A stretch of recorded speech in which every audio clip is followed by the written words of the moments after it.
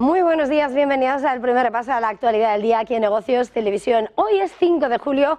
es viernes y la tensión informativa viene por todos los lados. De lo último, por supuesto, todavía no ha terminado ese recuento trepidante en el Reino Unido, pero que arroja esa lectura clave esperada. Rishi Sunak, en una de las noches más oscuras, una jornada negra para esos conservadores, derrotado, lo ha reconocido, ha dicho que va a asumir responsabilidades políticas y Starmer pone así el primer paso para el cambio en el Reino Unido tras 14 años de conservadores en el poder y entra con fuerza, con mucha fuerza, en lo que es la Cámara de los Comunes. Mayoría absoluta es la que acaba de confirmarse hace apenas una hora. Por parte de Starmer ha conseguido 342 escaños y no ha terminado por encima de los 326 que marca la mayoría absoluta. Tono eufórico, tono de victoria. Decía, we did it, lo hemos hecho, lo han conseguido y además ha dicho que ahora, a partir de hoy, comienza el cambio. Rishi Sunak ha dicho que va a asumir responsabilidades políticas. Es cierto que ha conseguido ese escaño en lo que es en ese arco parlamentario en Richmond y Northampton, pero veremos a ver qué va sucediendo, cuál va siendo la reacción. Reino Unido hoy se convierte absolutamente en el epicentro informativo tras haber visto cerrar los colegios electorales a las 11 de la noche y confirmar lo que era algo ya anunciado, una crónica anunciada: el debacle del primer ministro Sunak y ese cambio en Downing Street. Clave, pero también en lo que es la lectura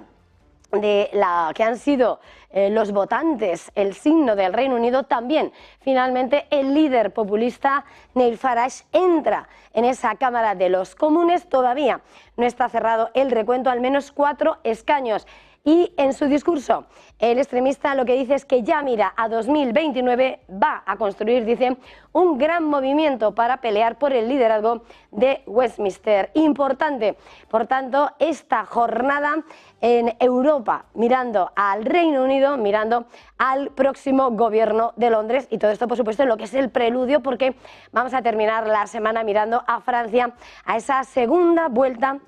en las elecciones francesas y en la que el cordón sanitario Macron, el presidente del Elíseo, va a ver qué tal funciona esa eliminación de 200 candidatos para tratar de frenar el ascenso de Marine Le Pen, que está acusando precisamente esa estrategia de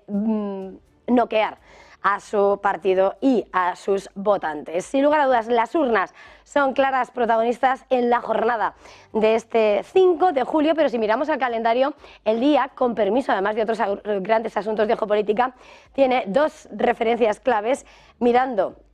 a los mercados, porque por una parte hoy Wall Street va a volver a la negociación tras el festivo de este 4 de julio, tras el festivo del Día de la Independencia, y en una jornada en la que además, muy importante, vamos a estar pendientes de lo que es, sin lugar a dudas, otro de los grandes asuntos, mirando al mercado, mirando a los protagonistas con nombre propio y en concreto al mercado español. De hecho, hoy, se lo venimos contando esta semana, es esa Junta Extraordinaria de Accionistas del BBVA. Una cita clave, una cita que supone un cumplimiento de un requerimiento más para sacar adelante esa OPA de Carlos Torres Vila del BBVA sobre Sabadell. El objetivo del día de hoy es votar la aprobación. 50% necesita de la ampliación del capital. Necesita nuevas acciones porque, recuerden, la oferta de BBVA sobre Sabadell se ciñe en torno a las acciones, no hay efectivo y por lo tanto necesita que los accionistas voten a favor de esa ampliación del capital. No se esperan sorpresas, ya les digo que se precisa ese 50% en un momento en el que, además, eso sí, venimos con lo que era el preludio el día de ayer, cuando el presidente de Sabadell, Oliu, escribía esa carta a los accionistas diciendo: ojo, tranquilos, hoy no hay que decidir nada, es solo un trámite, BBVA tiene que seguir adelante dentro de todos los requerimientos que exige el lanzamiento de esa OPA sobre Sabadell, y lo que espera es que hoy la entidad azul, que Carlos Torres Vila, ponga sobre la mesa las ideas claves, claras, que aclaren realmente esa operación sobre la entidad que de momento ya ha rechazado el Sabadell por considerar que esa oferta es insuficiente. Unos mercados que, como digo, ahora mismo están mirando a los grandes asuntos que van a llegar a la jornada de hoy, cómo cotiza las elecciones en el Reino Unido en el mercado, cuenta atrás en Francia, Wall Street a la espera del informe de empleo de Estados Unidos y en España esa junta de BBVA, pero por supuesto sin olvidar el resto de los grandes asuntos en geopolítica y por cierto sin olvidar la caída de ese mercado de las criptomonedas con Bitcoin en su nivel más bajo en 8 meses. Hoy la mirada además sigue estando centralizada en Europa por dos asuntos y es que realmente miramos a Europa, miramos a Rusia y miramos a la voz más discordante de la Unión Europea, un Viktor Orbán, el primer ministro húngaro, que recordemos ahora mismo asume la presidencia rotatoria semestral de la Unión Europea. Precisamente asumía el cargo el 1 de julio y en esta semana hemos visto cómo desde que arrancaba la guerra en Ucrania ha visitado por primera vez Ucrania. Kiev. Bueno, ¿cuál es el siguiente destino que ha escogido Orbán? Sobre todo, según han informado medios como Financial Times, pues su destino no sería otro que Rusia. Recordemos que ha sido la voz de Viktor Orbán la más disuasoria con respecto a equipar, incrementar la capacidad económica para armamento para Ucrania y siempre el más escéptico y el más opuesto a todo lo que ha sido cortar los lazos con Rusia, con el que Vladimir Putin y Viktor Orbán tienen una gran sintonía. Ese viaje llega y llega en medio de una advertencia, la de Charles Michel, que tras de hecho no haber contactado con las autoridades de Hungría, lo que hacía era publicar en X un mensaje con una idea clara, que Orbán, si habla con Putin, no habla en nombre de la Unión Europea, no habla en nombre de Europa, sino que habla a título personal. Un contacto, una visita que si se termina por confirmar es la que más va a despertar ampollas y atención en la jornada de hoy. Y todo esto, por supuesto, tras lo que han sido las múltiples declaraciones que hemos visto en las últimas horas de Putin y en la que lo más destacado en las últimas horas ha sido esa imposibilidad, dice ahora mismo, de hablar con la Casa Blanca. Dice que hay que esperar a las elecciones de noviembre, esas elecciones en las que Biden, que por cierto ha vuelto a decir que él va a seguir y que no, pese a las presiones, no va a renunciar, podría dar lugar a esas elecciones del 5 de noviembre a un cambio de signo, la vuelta del republicano de Donald Trump. Bien, pues mirando a Donald Trump, lo que ha dicho Putin es que esa idea que ha puesto sobre la mesa Donald Trump de que podría acabar enseguida con el conflicto en Ucrania, dice que no conoce los planes, pero que no duda de la buena intención del propio Donald Trump para tratar de poner fin al conflicto en Ucrania y por lo tanto es esa mirada, de nuevo, lo que parece podría ser una mejor posibilidad del diálogo, mirando de Putin ya a un Donald Trump que sigue cobrando fuerzas en las encuestas en torno a una batalla frente a Joe Biden en el mes de noviembre. Y ojo, porque lo que ha dicho Donald Trump es que quiere un segundo debate. Es verdad que estaba previsto antes de los comicios, pero es ahora cuando vuelve a poner sobre la mesa que quiere un segundo debate después del batacazo que se llevó Joe Biden el día 27 de junio, justo hace una semana. Y por supuesto tensión en Oriente Medio después de que Israel haya anunciado, se lo ha dicho el primer ministro israelí a Joe Biden, que va a enviar esa delegación para negociar con Hamás esa liberación de rehenes. Dicen que hay un aumento significativo, una apertura significativa y que podría estar más cerca un acuerdo después de los puntos que ha puesto sobre la mesa Hamás y que no son tan virulentos ni han provocado el rechazo del gobierno de Tel Aviv. Veremos, aún así, la respuesta nos espera para los próximos días, pero abre un camino a tratar de aligerar la presión, la tensión en Oriente Medio en torno a Gaza y, por cierto, cuando además estamos pendientes de esa segunda vuelta electoral en Irán. Sin lugar a dudas, las urnas hoy también son protagonistas, pero sobre todo porque seguimos con los ecos de esa noche electoral en Reino Unido. Adiós a Sunak, bienvenido Starmer.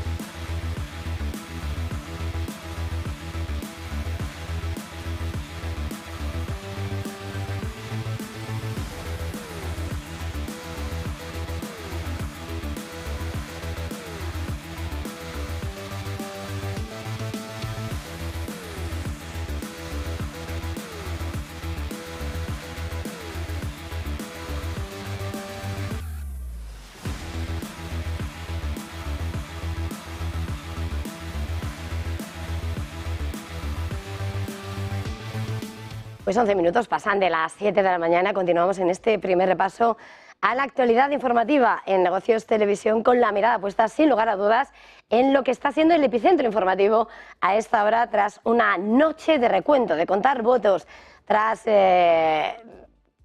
los colegios electorales a las 11 de la noche. Ya se sabe, más o menos, a falta de algunas pinceladas, lo que va a ser la radiografía del propio Gobierno de Londres, sobre todo con el cambio que llega inexcusablemente en Downing Street. Reino Unido pone fin a 14 años de conservadores y Keir Starmer ha conseguido 342 escaños. Como les digo, todavía falta algo por escrutar, por encima de los 326 que marca la mayoría absoluta. Con tono eufórico, Starmer, ese líder que llega a Downing Street, ha lanzado ese mensaje de que lo han conseguido, que comienza el cambio, después de que Rishi Sunak haya reconocido la derrota de los conservadores. 72 escaños es lo que de momento se ve para las filas de Sunak, en una de las jornadas más negras en la historia del Partido Conservador, y a la que, por cierto, llegaba Sunak advirtiendo que asumirá la responsabilidad política de momento si conserva su escaño parlamentario en Richmond y Northampton. El Parlamento, en esa votación a la que hemos asistido este jueves, introduce sorpresa por la parte de los extremistas. Nigel Farage, ese líder populista, impulsor del Brexit, entra en la Cámara de los Comunes en el octavo intento que lo ha tratado de conseguir, y su mirada ya está puesta en 2029. Al menos tiene 4 escaños y ya ha dicho que quiere construir un gran movimiento para pelear por el liderazgo de Westminster. Además, en ese arco político, los liberales demócratas también conseguirían 47 escaños, y entre los grandes perdedores estarían los independentistas escoceses con apenas 10 escaños.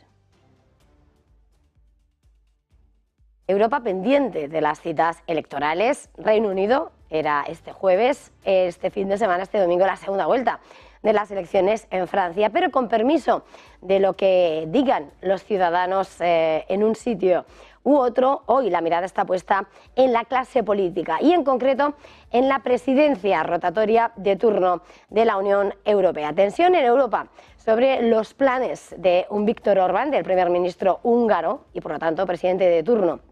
de viajar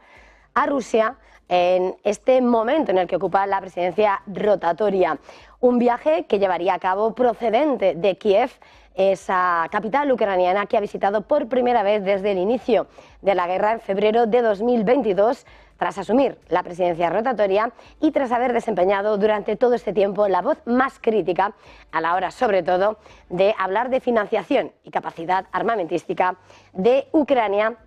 y siendo mucho más reacio a las sanciones frente a Rusia. El presidente del Consejo Europeo, Charles Michel, ha advertido que no puede hablar con Rusia en nombre de la Unión Europea, una advertencia que ha puesto sobre la mesa, en concreto en X, tras conocerse que tenía previsto visitar Rusia de camino a Azerbaiyán, donde va a participar en una reunión de Estados Árabes. Rusia, por su parte, estaría preparando la visita del líder húngaro, según fuentes de Bloomberg, y tras no contactar con las autoridades ucranianas, Charles Michel ha escrito su mensaje, su advertencia, en la red social, en X. Y sin lugar a dudas, la voz que hemos escuchado en las últimas horas ha sido, sin lugar a dudas, la del jefe del Kremlin, un Vladimir Putin que ha hablado de muchos asuntos, pero que sobre todo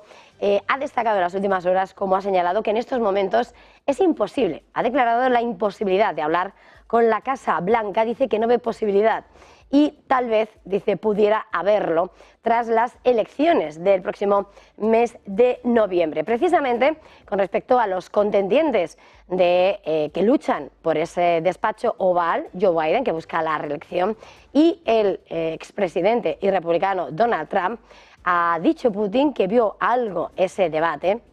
y ha señalado que no conoce los planes de Trump para poner fin a la guerra. Con todo, dice que no duda de su buena intención. El presidente ruso apuesta por la búsqueda de una solución al conflicto, así lo ha reiterado, pero advertía que no puede aceptar un alto el fuego para dar margen para que se rearmen las tropas ucranianas y continúen con el conflicto armado. También se ha pronunciado con agradecimiento a los mediadores que han tratado de buscar soluciones al conflicto, como Turquía, al inicio de la operación especial. Con todo, el gran protagonismo giraba en torno a cómo no duda de la buena intención de Trump para poner fin al conflicto. Speaking of Donald Trump's statement made during the debates, he says he's ready to end the conflict in Ukraine in one day, and there are also rumors that Trump may stop NATO's expansion to the east. How seriously do you take these statements, promises? But you know, the fact that Mr. Trump, as a presidential candidate, says that he's ready and wants to stop the war in Ukraine, we take that very seriously. Well, I haven't seen his ideas on how exactly he's going to do that, and that is the key question. But I have no doubt that he says that sincerely, and we support that.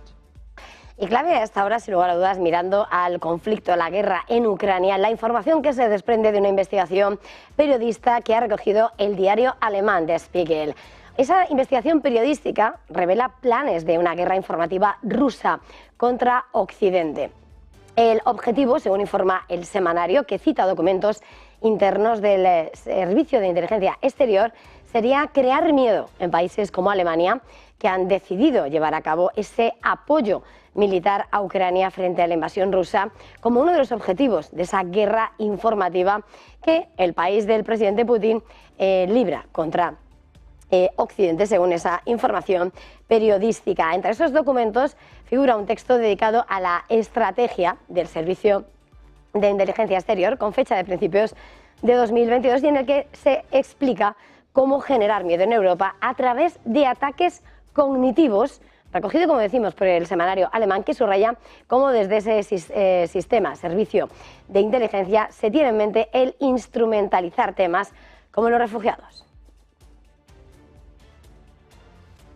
En terreno de la geopolítica, a esta hora también importante, los mensajes y el diálogo entre India y China, que han acordado intensificar los esfuerzos destinados a resolver sus problemas fronterizos que se extienden en el tiempo. Según el comunicado de India, los responsables de la diplomacia de ambas partes, Wang Yi y su homólogo indio, Jaishankar, han hablado al margen de la cumbre de la Organización de Cooperación de Shanghái en Kazajistán. Ambos coinciden en que los dos ministros coincidieron en que la prolongación de la situación actual en las zonas fronterizas no beneficia a ninguna de las partes. India y China, que comparten una frontera de 3.500 kilómetros en el Himalaya. Al oeste, China controla 38.000 kilómetros cuadrados de territorio que India también reclama. Al este, India posee 90.000 kilómetros cuadrados que Pekín afirma que pertenecen a China. Y más asuntos, mirando otros puntos calientes del mapa, porque Israel va a enviar una delegación para negociar con el movimiento de resistencia islamista de Hamas un intercambio de rehenes. El primer ministro israelí Benjamín Netanyahu ha informado a su homólogo estadounidense, a Joe Biden, su gran aliado, que ha decidido el envío de esa delegación para reanudar las negociaciones que se habían estancado sobre ese acuerdo de liberación de rehenes con Hamas. Según fuentes del equipo negociador israelí, dice que existe una posibilidad real de lograr un acuerdo después de que Hamas haya trasladado una propuesta revisada sobre los términos del acuerdo y que supone, dice, un avance significativo. Por otra parte, fuentes israelíes han señalado que el jefe de la agencia de inteligencia israelí, el Mossad, encabezaría la delegación israelí para esas conversaciones. La Casa Blanca ha señalado que Biden y Netanyahu han hablado en esa conversación telefónica discutiendo la respuesta recibida de Hamas sobre los posibles términos del acuerdo. En esa llamada, eso sí, Netanyahu habría reiterado su posición de que Israel solo pondrá fin a la guerra en Gaza cuando se hayan logrado todos los objetivos. Y la respuesta de Estados Unidos apunta al optimismo, cree que hay una apertura significativa para llegar a un acuerdo entre Israel y Hamás que desemboque en la detención de la guerra que lleva ya 9 meses en Gaza y asegurar la liberación de los rehenes israelíes retenidos en la franja. Según las fuentes de la administración Biden, esa declaración llegaba justo después de que el presidente Joe Biden hablase durante 30 minutos con el primer ministro israelí Benjamín Netanyahu este jueves, y según esas fuentes se ha logrado un gran avance en medio de este impasse crítico. Esas fuentes norteamericanas han advertido que el acuerdo no se va a concretar en cuestión de días, pero agregaba que creen que hay una apertura bastante significativa en estos momentos. Y todo esto, por supuesto, mientras en medio de la diplomacia internacional y de esas conversaciones y contactos de la administración Biden, clave lo que está pasando en medio de las dudas sobre la capacitación mental y el estado de salud de Joe Biden como candidato demócrata a las elecciones del mes de noviembre. En medio de las críticas tras su pésimo desempeño en el debate cara a cara con Donald Trump de la pasada semana, Joe Biden ha dicho que metió la pata durante su debate contra el republicano, pero ha insistido en que va a seguir adelante con su candidatura a la reelección a pesar de la creciente presión para que se haga a un lado. Ha incrementado las apariciones públicas y los contactos para defender su candidatura, y entre las muchas ideas que ha puesto sobre la mesa y defendiendo su candidatura y nominación que se oficializará este mes de agosto, dice en una entrevista que tuvo una mala noche y el hecho, dice, es que cometió un error. Con todo, asegura que va a ganar estas elecciones y repitiendo esa frase que está viniendo últimamente a repetir, de que cuando a uno se le derriba simplemente se tiene que volver a levantar. Y mientras desde la campaña republicana de Donald Trump poco ha sido la actividad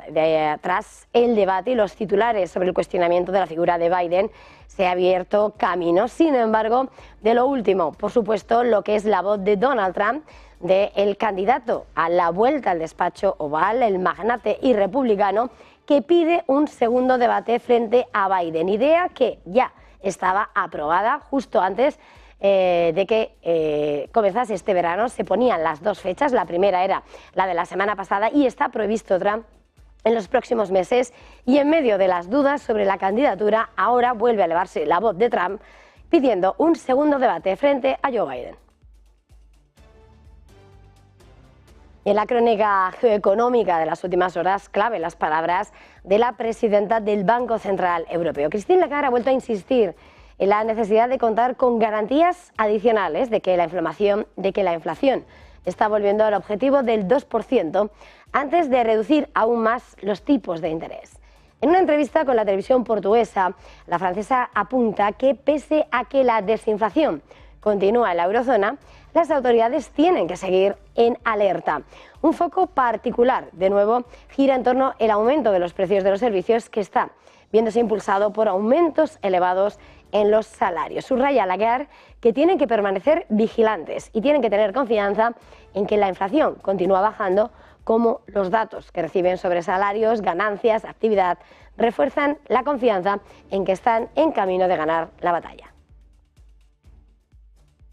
Y mirando de cerca a los mercados, a punto de cerrar la primera semana de negociación de la segunda parte del año, vemos cómo en Asia los titulares se escriben a esta hora con un índice Nikkei que retrocede después de haber marcado máximo histórico cruzando los 41.000 puntos, también viendo retrocesos en el Topix, en el que aglutina a los títulos de mayor capitalización del mercado nipón. Todo esto en una jornada en la que hemos conocido cómo el gasto de los hogares en Japón ha caído inesperadamente casi un 2% en términos reales en comparación con el mismo periodo de un año antes, y los datos sobre ese gasto de los hogares, de las familias, son una métrica clave para que el Banco de Japón evalúe esa medida, esa métrica sobre el objetivo de lograr un círculo virtuoso del aumento de salarios y los precios. Y entre tanto, por supuesto, los mercados se preparan para la vuelta a la normalidad, con la vuelta a la negociación de Wall Street tras el festivo del 4 de julio, del Día de la Independencia, y en una jornada que va a ser clave por la publicación del informe de empleo en Estados Unidos. Importante, clave, esa referencia para medir cuál está siendo el comportamiento de ese mercado laboral que, según señalaba Powell y las actas de la FED esta semana, está normalizándose y que va a centrar la atención de los mercados. Se espera que el crecimiento del empleo y los salarios se moderen. Se prevé que esas nóminas no agrícolas aumenten en 190.000 en junio. Es, sin lugar a dudas, la referencia clave macroeconómica que vamos a esperar en la jornada de este viernes 5 de julio.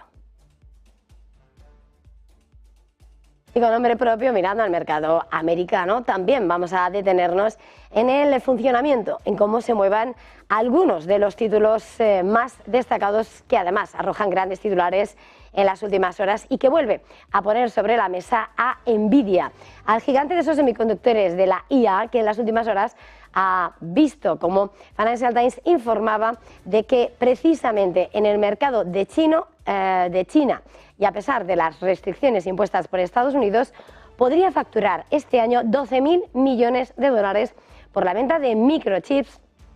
en medio de esa batalla comercial entre la primera y segunda economía del mundo. Según Financial Times, que cita datos de la consultora SemiAnalysis, cada chip H20 tendría un precio de entre 12.000 y 13.000 dólares, lo que arrojaría esas ventas potenciales de hasta 12.000 millones, casi el doble de lo que la china Huawei espera ingresar con su procesador Ascend, y en medio además del desarrollo de chips que no están sujetos a esas restricciones comerciales. Y con permiso, en el mercado americano, hoy sobre todo hablando en Europa, en suelo español, clave la Junta Extraordinaria de Accionistas de BBVA. Cita clave con los de Carlos Torres Vila, que avanzan en ese objetivo, en esa OPA hostil sobre el Banco Sabadell, y que por lo tanto hoy somete a votación de su Junta de Accionistas la ampliación de capital. BBVA, que ha ofrecido esa compra por BBVA por Sabadell únicamente en acciones, por considerar el presidente Carlos Torres Vila que, dado la liquidez de los títulos de BBVA, es lo mismo prácticamente que ofrecer un efectivo por la compra, algo que sin embargo por parte de la cúpula de Sabadell considera insuficiente esa oferta sobre la compañía. No se esperan sorpresas. Un 50% es lo que necesita de votación para sacar adelante esa ampliación de capital y cumplir así con los requerimientos para seguir avanzando en lo que es su objeto de hacerse con el Sabadell. En la jornada de ayer, Josep Oliu, el presidente de la entidad catalana, lanzaba una carta a sus accionistas para señalarles que es un día de tranquilidad, que hoy no tienen que decidir nada, que se trata de un movimiento necesario, pero solamente un requerimiento más para avanzar en esa OPA BBVA, pero que lo que espera es que los de Torres Vila pongan y aclaren algunos detalles sobre lo que conlleva esa OPA y los intereses. Y con todo esto hacemos una pequeña pausa para publicidad y enseguida volvemos.